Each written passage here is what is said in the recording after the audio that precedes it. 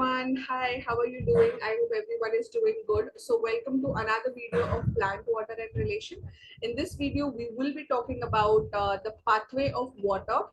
That is, what part does the water takes to get absorbed from the root hairs to the interior of the cell.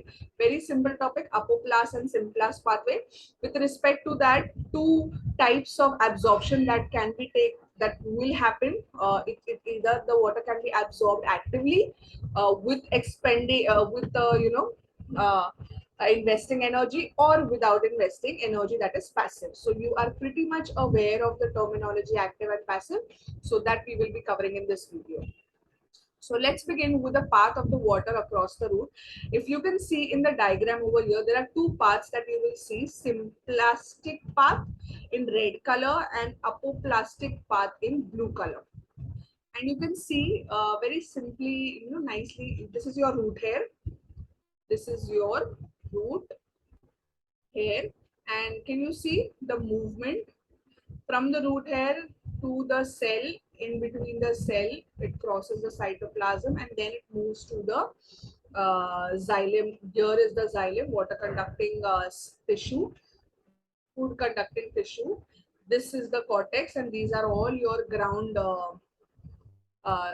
what do you say, ground tissues, okay, which make up the cell wall, cell membrane and all that. Here you have the Casparian strip. We will be studying about this Casparian strip in later videos, the role of Casparian strip, etc. So here are mostly the cells of the epidermis, then you come to the endodermis, and then these are the actual conducting vascular cells. Okay. Vascular cells means like carrying food and water in case of plants. Fine. So this pathway can be of two types, that is path of water across the root.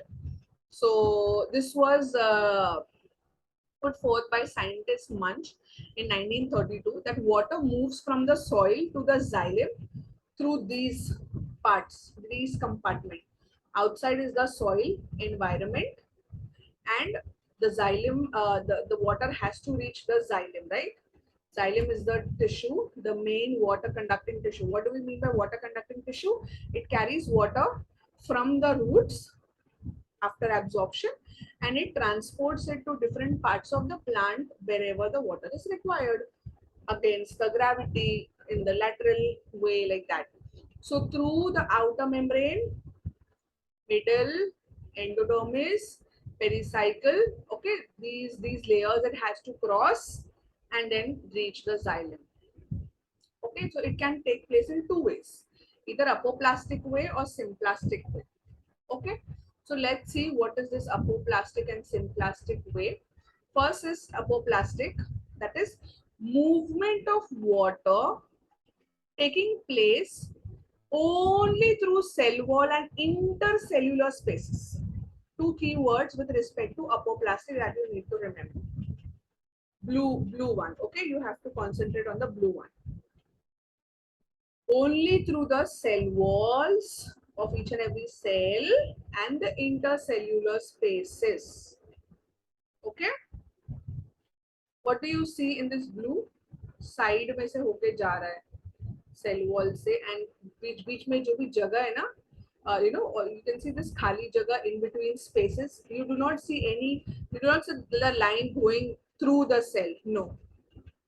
So it is going like this, like, trying to find out way, and like then it is reaching the xylem. So this through the cell wall and intercellular spaces, you see, you have two cells and the in between spaces, yahan se cut ke nikalna, like that. This movement is non-osmotic. The cells are not involved in it actually, to absorb, then the tug of pressure and all that is not involved. And this is only due to inhibition. Remember, when we talk about osmosis, absorption is the term. When we talk about inhibition in the very first video, we are talking about adsorption. Here absorption, and here adsorption, AD. Here only surface swelling takes place. Here the whole cell absorbs water or whatever we are talking about. Here only the surface will absorb and then it will move on. Okay. So adsorption due to imbibition. Very important. Fine. So the cellulosic walls of the root hair, then cortical cells, then the endodermis, pericycle, these are all hydrophilic. They like water. They like water, they are permeable to water. So water can easily move through them in between the spaces that are available because of the affinity of the water towards these molecules that, towards these parts, the root hair, the cortical cells, the outside, the cellulosic walls. Suppose these are the cortical cells, so the wall, the wall of this, then the pericycle, the wall of this cells of the pericycle, they are water loving. So they will attract water and they will send it ahead. So the water will move through them. The water will not get inside the cell. It is only through the cell wall and intercellular spaces. This will happen because of imbibition, not osmosis. Okay. This pathway is known as apoplastic pathway. What is symplastic pathway? Opposite to that. Water traveling from cell to cell. This keyword you need to know. From cell to cell through cytoplasmic bridges. You can see over here, one cell connected to another, then this connected, then this cell connected. What are these cytoplasmic bridges? These are known as plasmodesmata. Okay, so every cell is connected to one another. Their cytoplasm is in connection to some extent because of these bridges present. Okay, these openings present. It is known as plasmodesmata. Okay, so they interconnect the cytoplasm of all the cells and form a cytoplasmic network. This is known as symplast. This is known as symplast. You can see symplastic root, the blue one, not the red one, blue one. The water is moving your root hair. This is the epidermis. It is moving inside the cytoplasm through plasmodesmata, another cell, then this, inside the cell, and finally reaching the xylem vessels, which will carry water to different parts of the plant. Okay, so through these interconnected bridges, which are known as plasmodesmata, this type of movement of water, when water takes this pathway, we will call symplastic pathway. When water takes the route of, only through intercellular spaces, the red one you can see, then we will call it as apoplastic pathway. Simple. Fine. Now we move to active, giving you a summary of this. So the water moving directly, you can see this color is symplast, and through the cytoplasmic cell wall, cellulosic cell wall towards the periphery will be the apoplast. Okay. Now we move to the mechanism of absorption. We just discussed that it is two, active and passive. Okay, active is very, we are constantly aware of this term, active absorption, passive absorption. So active absorption is what? Energy will be required. Water is entering the root hair by osmosis. So water, very important word. Water moves from one cell to the another cell, like in this direction. You can see the yellow lines from the root hair to the epidermis, to the cortex, to different compartments towards the xylem through osmosis. Okay, because of the gradient of the water potential. Okay, so this we have understood in the previous slides also. So depending upon, this layer becomes swell up, then they create a pressure, then the water moves in this direction, they return to original position, then they take up the inflow of the water. Then the pressure is, the water is transported to the next layers, then next. So this happens from one region to the another, because the concentration gradient has been set up. Here the water, always the water moving towards will be less. So that is why the water moves from outside to the inside. Okay. So active absorption by osmosis. Root hairs, cortical cells of the root have higher osmotic pressure than that of the soil solution.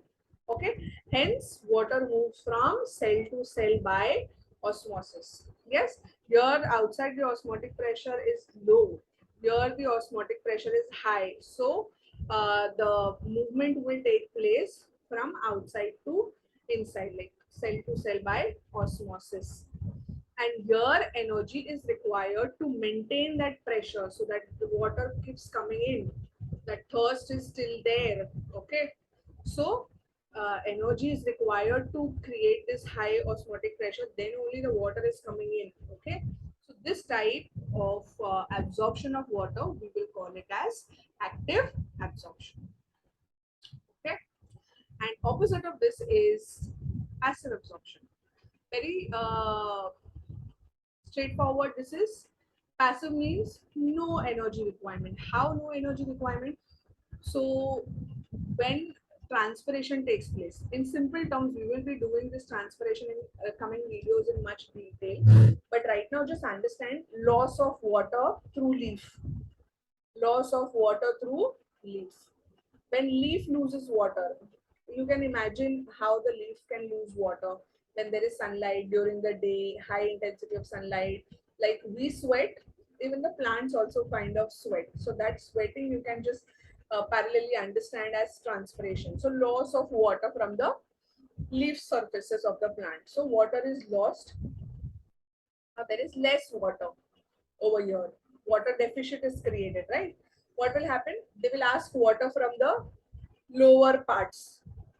Less water on the in the leaf, so they will call for more water from the lower parts. Now below the leaf is the petiole, so it will ask petiole to give more water. Petiole will ask the stem, stem will ask the root. Yes, so it will ask the stem, stem will go for water to the roots, and then roots will take up water from the ground. So it moves in this upward direction against the gravity. Fine. So like this, a communication channel is created. Water is passively absorbed from the root. So a suction force, like something, water is being called, like in demand.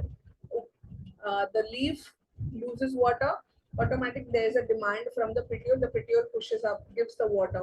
Then the petiole needs water, it takes from the stem. Stem needs water, it takes from the root. Root needs water, it takes from the surrounding.